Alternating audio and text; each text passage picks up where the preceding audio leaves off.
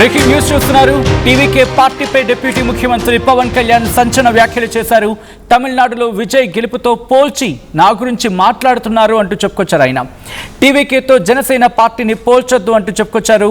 జనసేనాని పవన్ కళ్యాణ్ తమిళనాడు విజయ్తో నాకు పోలికేంటి అంటూ చెప్పుకొచ్చారు. ఆయన నేను ముఖ్యమంత్రి అవ్వడం కోసం రాజకీయాల్లోకి రాలేదన్నారు. ఆయన తమిళనాడు పరిస్థితులు వేరు, ఇక్కడి పరిస్థితులు వేరు అంటూ చెప్పుకొచ్చారు. పవన్ కళ్యాణ్ పార్టీ పెట్టిన తర్వాత 10 ఏళ్లు కష్టపడ్డానన్నారు. ఆయన రౌడీని ఎదిరించి నిలబడ్డాను. 2019 ఒంటరిగా పోటీ చేస్తే ఓడించారు. తప్పనిసరి పరిస్థితుల్లో పొత్తు పెట్టుకున్నానంటూ చెప్పుకొచ్చారు జనసేనాని. ఇంతకీ పవన్ కళ్యాణ్ ఏమన్నారు చూద్దాం, ఆ తర్వాత ఇన్ డీటెయిల్గా మాట్లాడుకుందాం. కాలం పాటు మనం నలిగిపోయాం, వైఫల్యాలు చూసాం, గుండాలని ఫ్యాక్షన్ రాజకీయాలను తట్టుకుని ఇక్కడ దాకా వచ్చాం. ఈ మధ్యన పక్క రాష్ట్రంలో అక్కడ ఒక పార్టీ పెట్టి విజయం సాధించి ముఖ్యమంత్రి అవ్వగానే మన ఆంధ్రప్రదేశ్లో చాలామంది మీరు కూడా అలా చేసి ఉండాల్సిందని చెప్పి నాకు తెగ మెసేజ్లు పంపిస్తూ ఉన్నారు. ఊళ్ళో పెళ్ళికి ఏదో హడావుడి ఉంటారు కదా,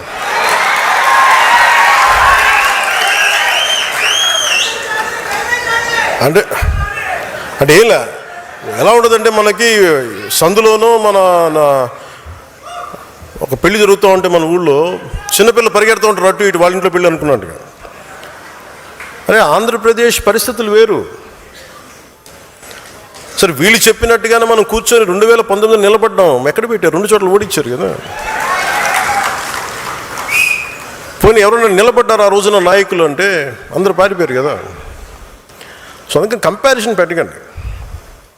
నిజంగా నేను పదవే నాకు ప్రధానం అనుకుంటప్పుడు 2008లోనే యూత్ వింగ్ కాదు ఎంపీగానే పోటీ చేశాను. 2014లో నేను ఎన్డీఏతో అలయన్స్లో ఉన్నప్పుడు నేను మల్కాజ్గిరి నుంచి ఎంపీగా పోటీ చేయాల్సి ఉంది. దశాబ్దన్నర కాలం పాటు మనం నలిగిపోయాం. రైట్, అది టీవీకే విజయం తర్వాత ఆ అంశానికి సంబంధించి జనసేన మీద చాలా ట్రోల్స్ అయ్యాయి. సోషల్ మీడియా వేదికగా చాలా ట్రోలింగ్స్ వచ్చాయి అండ్ చాలా text messages in fact social media వేదికగా కనిపించాయి. సో ఈ క్రమంలోనే అదే అంశాన్ని ప్రస్తావించారు జనసేనాని పవన్ కళ్యాణ్. పక్క రాష్ట్రంలో విజయం రాకని మీరు కూడా ఇలా చేసి ఉండాల్సిందని చెప్పి చాలామంది నాకు మెసేజ్లు పంపించారు అంటూ కూడా చెప్పుకొచ్చారు. ఒకసారి డీటెయిల్గా మాట్లాడుకుందాం ఈ అంశానికి సంబంధించి. అంటే పవన్ కళ్యాణ్ స్టేట్మెంట్ ఇచ్చారంటే కనుక ఏ స్థాయిలో అక్కడ ఉధృతంగా మెసేజ్లు వచ్చుంటాయి, ఉధృతంగా సోషల్ మీడియా ఏ విధంగా ట్రోల్ అయి ఉంటుంది జనసేనకు సంబంధించి, మరి ముఖ్యంగా పవన్ కళ్యాణ్ సెంట్రిక్గా అనేది అర్థం చేసుకోవచ్చు. మా AP input editor Krishnamohan updates అందించేందుకు జాయిన్ అవుతున్నారు. Krishnamohan, interesting development. అసలు ఈ విషయం పవన్ కళ్యాణ్ ప్రస్తావిస్తారనేది బిగ్గెస్ట్ క్వశ్చన్ మార్క్ అనుకున్న తరుణంలో ఆయన ప్రస్తావించారు. అండ్ దీని నుంచి ఏం చెప్పాలనుకుంటున్నారు అనే అంశానికి సంబంధించి ఎటువంటి చర్చ ఉంది ఏపీలో? అంటే ప్రస్తావన ఆయన ప్రస్తావించడం కాదు, ప్రస్తావనకి తీసుకుని వచ్చారు. సోషల్ మీడియా జరుగుతున్న అతని మీద వస్తున్న కామెంట్స్ సోషల్ మీడియాలో విస్తారాజ్యంగా పవన్ కళ్యాణ్ మీద పెడుతున్న వార్తలు కావచ్చు. ఎందుకంటే పొరుగు రాష్ట్రంలో విజయ్ కరెక్ట్గా 2 సంవత్సరాల ముందు పార్టీ స్థాపించారు. 6 నెలల ముందు తన ప్రచార కార్యక్రమాన్ని తీసుకున్నారు. వెంటనే ఎక్కడికక్కడ నడపాలనే ప్రయత్నం చేశారు.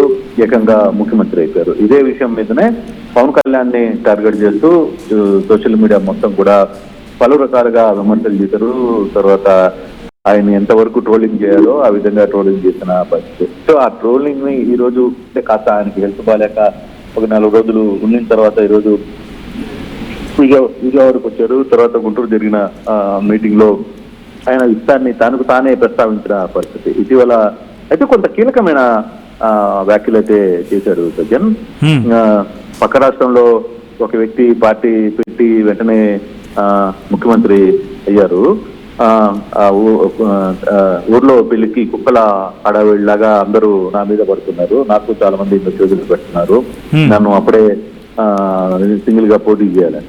మరి నేను సింగిల్ గా పోటీ చేస్తే నన్ను 2 స్థానాల్లో ఓడించారు. తర్వాత అప్పుడు ఎవరు నిలబడ్డారు, నా వెనకాల నుంచి అందరూ వెళ్ళిపోయారు కదా, మరి ఆ రోజు ఇప్పుడు మాట్లాడిన వాళ్ళు ఎవరు లేరు కదా అని చెప్పి ఆయన చేస్తున్న వ్యాఖ్యలు. అంటే ప్రధానంగా జనసేనలో కూడా కొంతమంది ఈ వ్యాఖ్యలు చేశారు. మా పవన్ కళ్యాణ్ తప్పు చేశాడు, మా పవన్ కళ్యాణ్ ఇండివిజువల్ గా పోటీ చేస్తుంటే విజయలాగా తను కూడా ఒక శక్తిలాగా ఎదుగుండేవాడు అని వాళ్ళు కూడా చెప్పడంతో ఆయన కొంత దాని మీద రియాక్ట్ కావాల్సిన పరిస్థితి అయితే వచ్చింది. నేను అయితే ఆయన ఒక మాట కూడా చెప్పారు, నేను సీఎం అవ్వడం కోసం రాజకీయాల్లోకి రాలేదు, గుండాలను ఎదుర్కొనే దానికోసం వచ్చాను. తర్వాత తమిళనాడు పరిస్థితులు వేరు, ఇక్కడ పరిస్థితులు వేరు. పార్టీ పెట్టిన తర్వాత 10 ఏళ్ళు కష్టపడ్డాను, రౌడీలను ఎదిరించాను. 2019లో ఒంటరిగా పోటీ చేస్తే నన్ను ఎవరు పట్టించుకున్నారు. తప్పనిసరి పరిస్థితుల్లోనే పొత్తు పెట్టుకున్నాను చెప్తే, కనీసం నేను 2 దగ్గర నిలబడితే నన్ను 2 దగ్గర కూడా ఓడగొట్టారు కదా అనే అంశాన్ని ఆయన క్లియర్ గా చెప్పకనే చెప్పారు. అంటే మీరు మీకోసం నేను నిలబడి నేను పొత్తులు పెట్టుకుని ఇంకోటి వ్యవస్థను నడిపి మీ చేత నేను తిట్టు జనాల్సిన పరిస్థితి నాకు వచ్చింది. కానీ తమిళనాడు రాజకీయాలు వేరు, ఇప్పుడున్న రాజకీయాలు వేరు, మీరు దీన్ని పోల్చొద్దు అని చెప్పి ఆయన మాట్లాడిన ప్రయత్నం అయితే చేశారు. అయితే ఈ ఆహారం మీద ఆయన కొంత జరిగిన ట్రోలింగ్, విపరీతమైన ట్రోలింగ్ జరిగింది పవన్ కళ్యాణ్ మీద. ఆ ట్రోలింగ్ ని ఆయన తట్టుకోలేకపోయారు. ఆ విషయాన్నే ఆయన ఓపెన్ గా చెప్పే ప్రయత్నం అయితే చేసిన పరిస్థితి కనబడుతుంది సత్యం. ఓకే, అంటే ఈ స్టేట్మెంట్ ఇవ్వడం కారణంగా అంటే జనసేనకు సంబంధించి తాను మరి ముఖ్యంగా విజయం తర్వాత జనసేన సెంటర్గా లేకపోతే జనసేన నేతలు కావచ్చు, ఇన్ఫాక్ట్ జన సైనికులే కొంతమంది రియాక్ట్ అయ్యారు, మనకు కూడా ఇలా చేయాల్సి ఉండిందేమో అనే అర్థం వచ్చేలా. సో వాళ్ళందరికీ ఒక క్లారిటీ ఇచ్చినట్టు అనుకోవచ్చా? అంటే ఇక్కడ మీరు ఇంకా ఆలోచించద్దు, this is what the way, మనం ఇలా ఉన్నాం, ఇలా ఎదిగాం, ఇక్కడి నుంచి ఇలా వెళ్లాల్సి ఉంటుందని చెప్పి ఒక డైరెక్షన్ ఇచ్చినట్ట క్యాడర్కి. అంతేగా ఆయన క్లియర్ గా మొదటి నుంచి చెప్తున్నాడుగా. అంటే 2019లో ఆయన సింగిల్ గా పోటీ చేసి ఓడిపోయిన తర్వాత, పొత్తులు పెట్టుకున్న తర్వాత, చంద్రబాబు ముఖ్యమంత్రి అయిన తర్వాత ఆయన ఒకటే చెప్తూ వస్తున్నారు, మనం ముఖ్యమంత్రి 15 సంవత్సరాలు అంటే ఇంకొక 3 ఏళ్ళు ఆయన ముఖ్యమంత్రిగా ఉండాలి, నేను దానికి సహకారం ఇస్తాను, మీరు ఏమనుకున్నా ఆయనే ముఖ్యమంత్రిగా ఉండాలి అనేది పవన్ కళ్యాణ్ పదే చెప్తున్నారు. అక్కడే కొంత ఫ్యాన్స్ కి లేకపోతే ఆయన అభిమానులకి, అక్కడ ఉన్న నేతలకి పవన్ కళ్యాణ్ పట్ల, అంటే మామూలుగా ఎవరైనా ఒక పార్టీ పెడితే రాజ్యాధికారం కోసం ఫైట్ చేస్తారు, ముఖ్యమంత్రి కావాలనుకుంటారు, తన క్యాడర్ని కాపాడుకోవాలనుకుంటారు, తర్వాత తన దగ్గర ఉన్న వ్యక్తుల్ని ఇది చేస్తారనే నమ్మకంతోనే ఒక నాయకుడు వెంట తిరుగుతాం.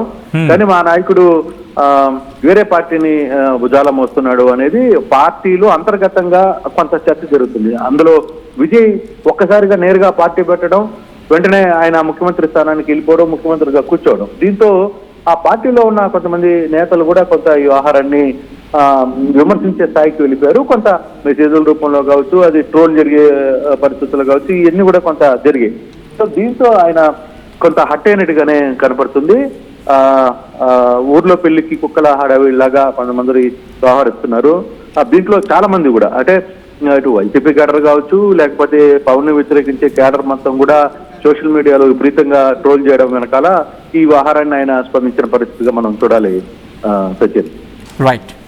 Right Krishnamohan, thanks for the update. మొత్తంగా అయితే మాత్రం ఆంధ్రప్రదేశ్ డిప్యూటీ ముఖ్యమంత్రి జనసేనాని పవన్ కళ్యాణ్ ఇటు గత కొద్ది రోజులుగా అంటే తమిళనాడు రిజల్ట్స్ వచ్చిన తర్వాత నుంచి జనసేన సెంట్రిక్గా పవన్ కళ్యాణ్ టార్గెట్గా జరుగుతున్న ట్రోలింగ్కి సంబంధించి రియాక్ట్ అయ్యారు. దాని మీద క్లారిటీ ఇచ్చారు. టీవీకే పార్టీతో కంపారిజన్ నాకేంటి అని అర్థం వచ్చేలా చెప్పుకొచ్చారు. టీవీకే పార్టీపై డిప్యూటీ ముఖ్యమంత్రి పవన్ కళ్యాణ్ ఇంట్రెస్టింగ్ ఇండైరెక్ట్ వ్యాఖ్యలు చేశారనే చెప్పుకోవాలి. దానికి సంబంధించిన బ్రేకింగ్ న్యూస్ చూస్తూ ఉన్నారు. టీవీకే పార్టీపై డిప్యూటీ ముఖ్యమంత్రి పవన్ కళ్యాణ్ సంచలన వ్యాఖ్యలు చేశారు. ఇండైరెక్ట్గా తమిళనాడులో విజయ్ గెలుపుతో పోల్చి నా గురించి మాట్లాడుతున్నారు అంటూ చెప్పుకొచ్చారు. ఆయన టీవీకేతో జనసేన పార్టీని పోల్చొద్దు అంటూ చెప్పుకొచ్చారు. ఆంధ్రప్రదేశ్ డిప్యూటీ ముఖ్యమంత్రి జనసేనాని పవన్ కళ్యాణ్ తమిళనాడు విజయ్తో నాకు పోలికేంటి అని అన్నారు. ఆయన నేను ముఖ్యమంత్రి అవ్వడం కోసం రాజకీయాలకి రాలేదు, తమిళనాడు పరిస్థితులు వేరు, ఇక్కడ పరిస్థితులు వేరు అంటూ క్యాడర్కు చెప్పుకొచ్చారు పవన్ కళ్యాణ్. పార్టీ పెట్టిన తర్వాత 10 ఏళ్ళు కష్టపడ్డాను, రౌడీని ఎదిరించి నిలబడ్డాను. దాంతోపాటు 2019లో ఒంటరిగా పోటీ చేస్తే కలిపి ఓడించారు. అంతేకాదు నాయకులు అనేవాళ్ళు వెళ్ళిపోయారు పార్టీ నుంచి, పారిపోయారు పార్టీ నుంచి, ఏపీ పరిస్థితులు వేరు అంటూ కూడా ఆయన చెప్పుకొచ్చారు. తప్పనిసరి పరిస్థితుల్లో పొత్తు పెట్టుకున్నాను అంటూ క్లారిటీ ఇచ్చారు పవన్ కళ్యాణ్.